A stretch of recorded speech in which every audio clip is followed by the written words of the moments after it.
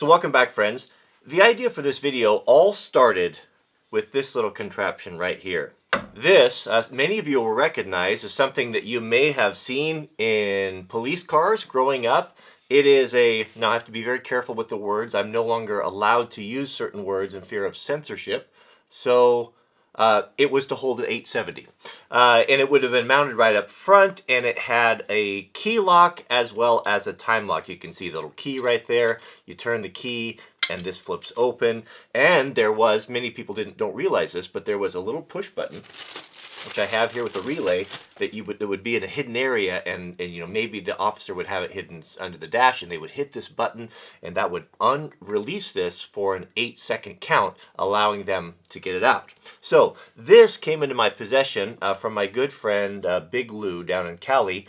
He sent this up here. They were, I don't know if they were getting rid of or going through some old patrol cars, and they were throwing these out, and he very graciously sent one of these to me, and it kind of got me thinking, and I thought, how cool would it be to have a secure storage, a way to secure a G.U.N.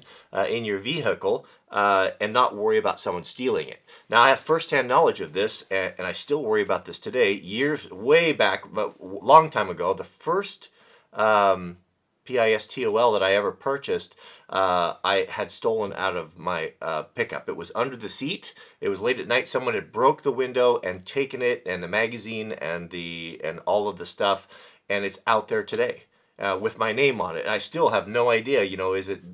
Who knows whose hands it'll eventually fall into, or even if it exists. I never wanted that to happen again.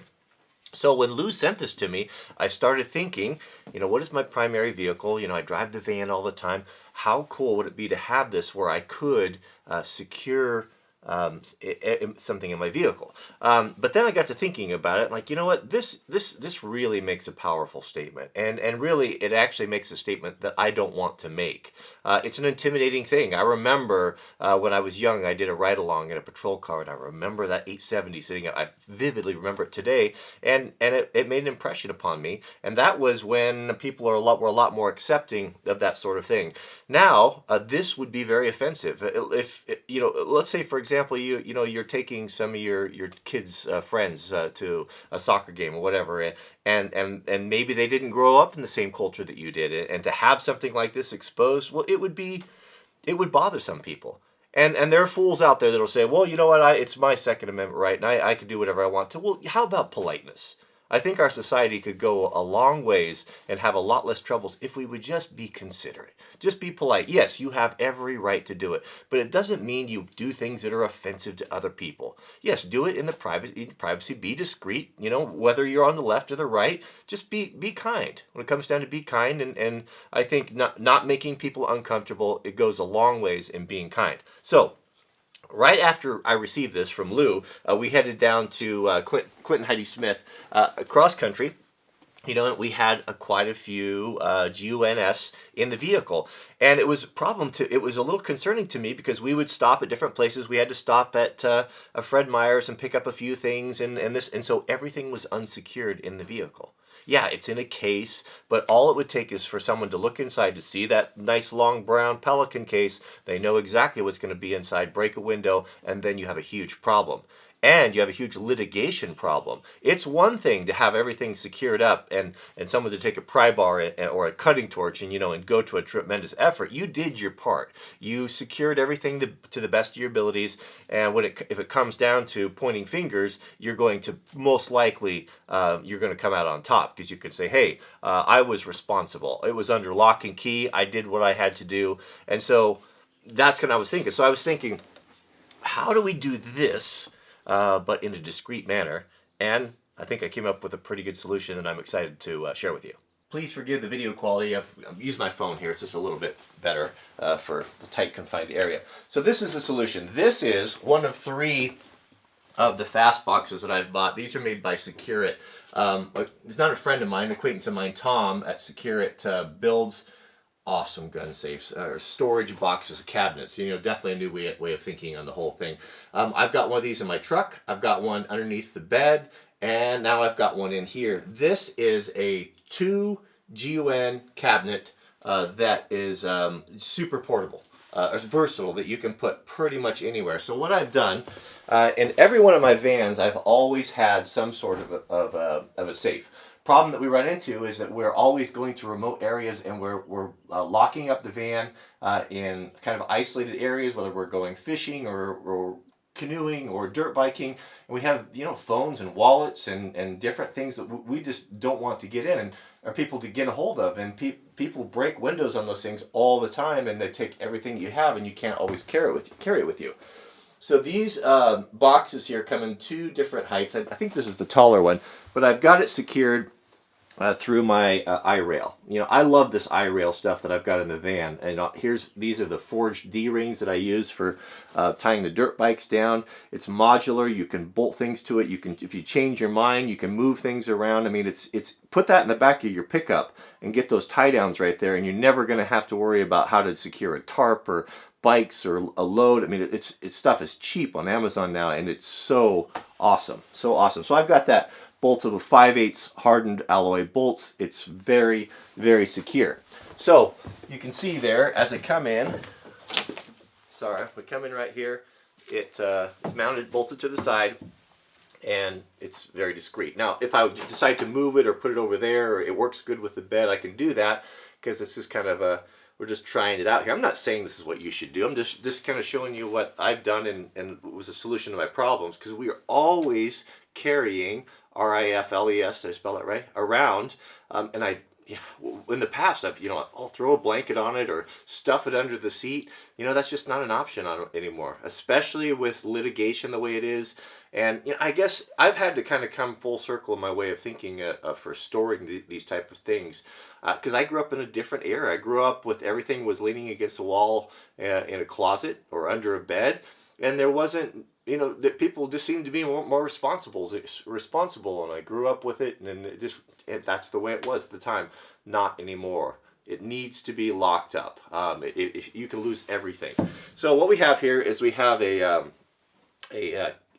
have a key, an override, or a pad that you can program anything you want into. So I have this programmed in. I'm not going to show you the code. Okay, we can hit that, open the latch, and now we can look inside.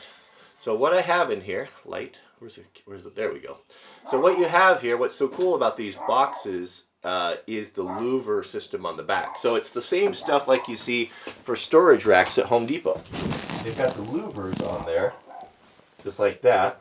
So you can put the Acrobin boxes, you can move, you can buy, off-the-shelf stuff to customize it to whatever you want. So what I've done is I've put two Acrobins. These are the same ones that I use, same louver system that I use in the my shop for my storage, and you can put whatever you want to in there. So a couple mags, flashlight, multi-tool, whatever you want, and then those just latch in there like that. And then I keep an empty one, so when we go biking or anything, I'll throw my phone and wallet, and usually the guys that are with me throw their stuff in there, and we lock it up. And we don't have to worry about it getting lost and all of that.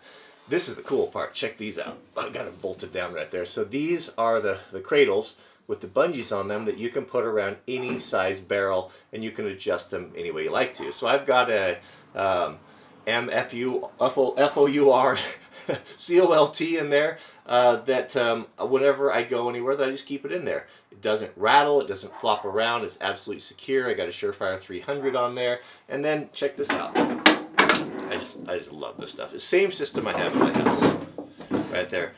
You got your mag holders right there, and they fit nicely, even with an optic, nicely behind there. And if you use the P mags, then you don't have to worry about them rattling like the metal ones. I had metal ones in there, and they were kind of noisy. Oh man, sorry, got one hand going on here. So coming on down. Also, if you are a CCW, and sometimes like today we've got to go in the family into the a federal office, a Social Security office, where you cannot carry in there. It's or an airport. Oftentimes when we fly, we'll leave our vehicle in long-term storage. What do you do with those particular tools? You're certainly not taking them with you. And in the past, and I think what a lot of people have done is putting them under the seat. Bad option. It's just not a good option anymore. So With this deal here, I can take and I can store it in here, or you could even carry an extra with that, just that single. I'm having a hard time when I can't say what I want to say. It's a shame that things have gotten to this point. But as you see, you could it stores in there, and no problem. So if I do, when we go into the Social Security office this morning, I'll park off of the federal property, cross the road, and then I'm in compliance and I'm not going to get in any trouble. And then also, just for my convenience, because as you see I'm holding the door open, I've just cut a little wedge that I keep in there that I poke right there. If the car is on a slant, and then I don't have to fight the door. To round it all up, I just have a small IFAC in there. I've got a tourniquet, cat tourniquet, and quick clot and an Israeli bandage, compression bandage on there. Do whatever you want to do, but it is a great system and a great solution. The only issue that I had is when I first installed it, the door was a little bit rattly. These are hardened steel pins that come through here, and they rattled a little bit and made me crazy. So I got some canopy strip that I put on there, and that was just right, just a little tiny 1/4 inch one. And so now I can just put the wedge in and turn this, and now I'm locked right there. And it's all absolutely secure. Full-length piano hinge. These boxes are tough. Super, super tough. As you've seen in previous videos, I've got one in the back of my F-250 that I keep an 870 in there. Now I have one in here. I've got one under the bed. You can mount them horizontally. They're very cool. They've got these strips cut in there, and they come with padding and straps, so you can mount them horizontally, because I think for most trucks, especially if you have an extra cab or a Jeep, it would be easier to mount them horizontally. You can see I've got the brackets there for that, and then strap everything down. That's a good option as well. So I'm not telling you what you should do, just food for thought, something you should consider. But this is a good system, even if you're just getting started in collecting or getting into G.U.N.S. This is not a bad way to go, because you can stack them together. Or if you want to limit access, you have family members you want to have access to maybe this but not that, you can do that, and it's kind of a cheap way to go, and you can, as I said, stack them together and eventually go with bigger, whatever you want. So I really like these. I'll put these in my Amazon store. The Fast Box, they are just under $300, but very high quality, very nice in boxes. And the other thing that I like about them is they're vented too, so you're not going to have corrosion problems with a total sealed box that's going to rust everything up. So yeah, if you want to get one of those, you can go to wranglermart.com. I'll put that there for your convenience. That's our Amazon affiliate link, and we appreciate your support on that. But wanted to share it with you. It was a solution to a problem that I had that I feel a whole lot better about now. Thanks for watching, and we'll see you guys on the next video.